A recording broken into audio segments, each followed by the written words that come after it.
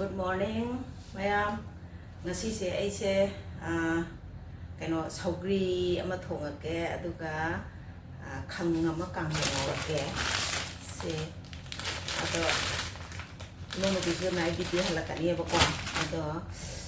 mala pada Sougri thongbirage aduga khng kanghou ngobirage aduga amana karino ama da thongage ado aina ngarang se nga ai ba laitadana rau makak ani kaga tau tho thame ba ko ado ai kamai na thong ge Sougri thong ba se da ulake Sougri thong ba se mayam ba bana do mong da ne ena thong da dai se mayam video sigi marak thana information amta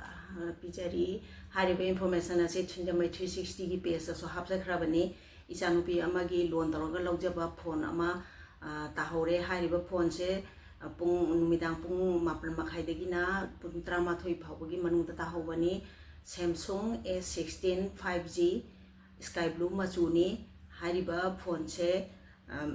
mafam tahoriba mafam na soibam laikai degi wangkhai thangabat phawal lakpagi lambi da tahobane ado hariba phone se kanagumbi pukchin chawrba singa thengna biragadi makha da pijariba number asida isida pau bibiu nomaithen sanjita devi telephone number 8618009890 amuka hana haijage 8618009890 hariba number ase sida pau pibio magi phone se loan doroga lawjabanina thani khatang hunbada sungai hairi aduna company da inform tawkhre aduna inform tawkhre FIR supan khre hariba phone ase block toksin khragani toksin khragani aduna kanagumbi international sijina ba yararoi hariba phone se kanagumba na pukchen chawrba sina karigumba thengnabi ba yauragadi hariba sanjita hariba magi telephone pijakriba sida pau pibiraga masada untang chinabi wana haijari ai hoji thong thangna ba sema saga loire sina khajing sina khangdo ko alu khara mahapage aduga aina Sougri thongna bagi se ising ni pose aduga aidi hawgadagi loi hatoine ba ko sina ngari ko sina Emounupi maru yudana baina se ista hape ain thada garani ko aduga Sougri se sisu hapsalani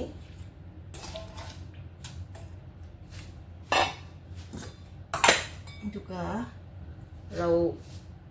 ngarang ain tau tho thambane ba ko sisu hapsalani ingi da ngakani ko aina hapi mayam se mai da thangatringai da ngakani aduga sina koina se napapi oina khalaga chajaba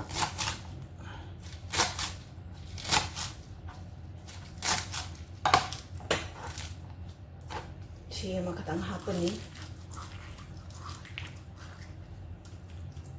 dagi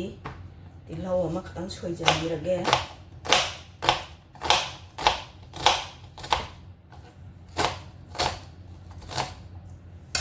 tilaw sima so hapsalage de sing machet am so hapsange sing machet am so hapsalage morokti horen isugi lok thokra kanda tawrage ismai thang khrani lore sini Sougri thonggi process horen yang saitro khumjalage mayam thumsu dum hapsan horage thumje smai dum hapsan le aina mamang da so aina hakiba keno dugi changdo isi hakiba mahi dugi changdo yengaga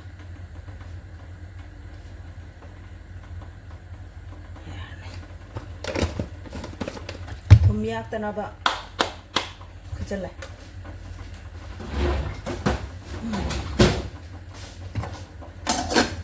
morok ti horen isui lok thoga thak toini ji kanghou na ba thau hairage em thau mulle irak tangan hapjange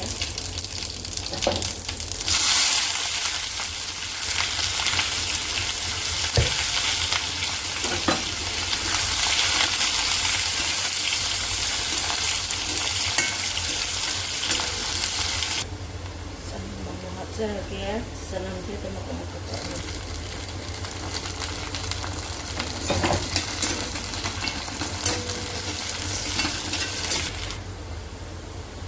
masuk tangan hapjange yan de hapur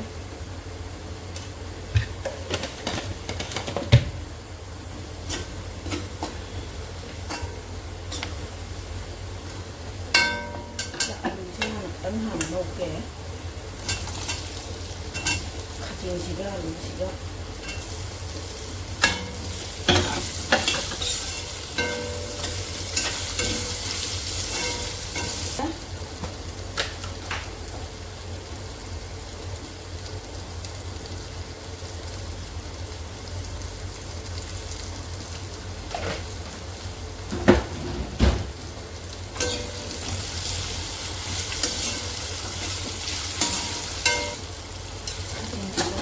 ya.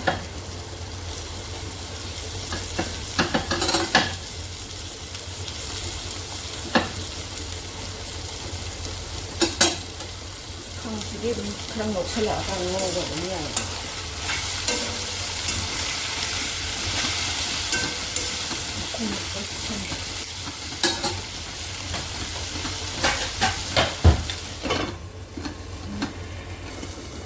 우리 저기세 문질러에 자기 말이래 또 마루가 이거 넣고 그래. 이제 수비 넣고 걸어야 뭐 그래 합슬하게. 합슬하게.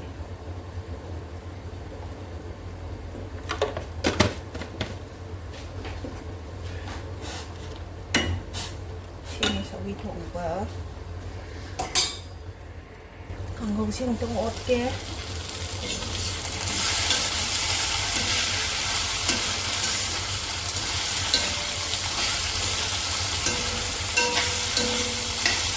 Đi thật chân là vì kiểu thật chân là nó thùng thật chân là mình cứ thật lâu mình lại thùng thật chân bây giờ là ní liệt thật chân nghe không cái dòng quỳ là ngủ được vậy mà đấy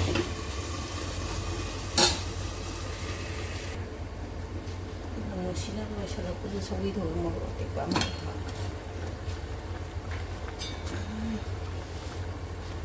loisalage sobi thongba hariwam thaksalage sini loire wi thongba loire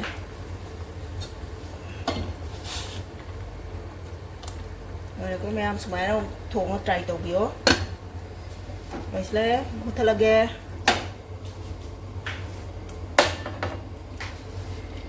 ang sino kaya makan di sa mga yan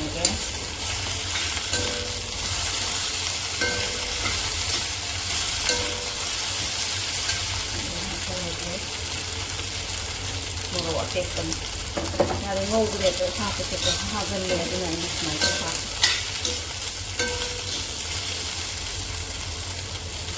mole ani sin le khana ko lage khang je mahan đang quỳnh thong ye khara mang re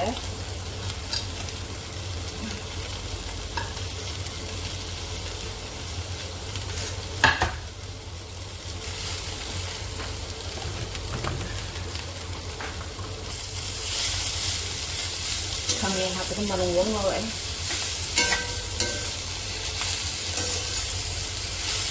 na đi hình cô là cái số mình sao bây giờ này na bà yang cẩn na yang cả hiện na yang của nó ngon thế gì vậy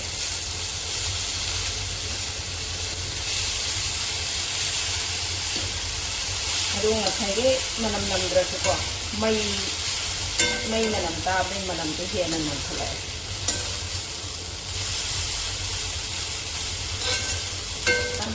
Kari berangkat mengumpul hasil lagi ya.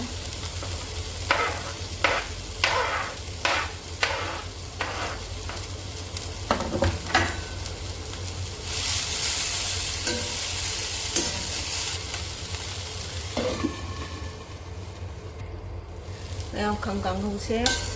ya ani lo hasil lagi ya. Lo hasil lagi. Tadi waktu tangkai sande.